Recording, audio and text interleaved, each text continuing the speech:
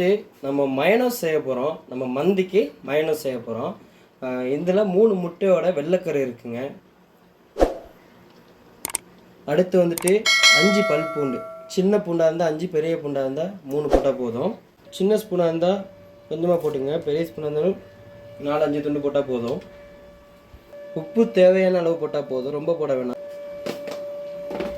ஜீனியும் அதுக்கேற்ற தேவையான அளவு போட்டால் போதும், ரொம்ப போட வேணாம்.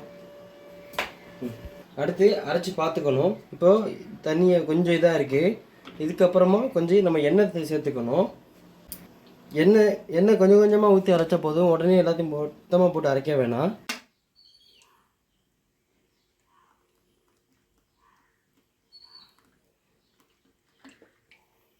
ஓகே நண்பர்களே, இப்போ நமக்கு அழகான மயோனைஸ் வெள்ளையாக கிடச்சிருச்சு. ட்ரை பண்ணி பாருங்கள்.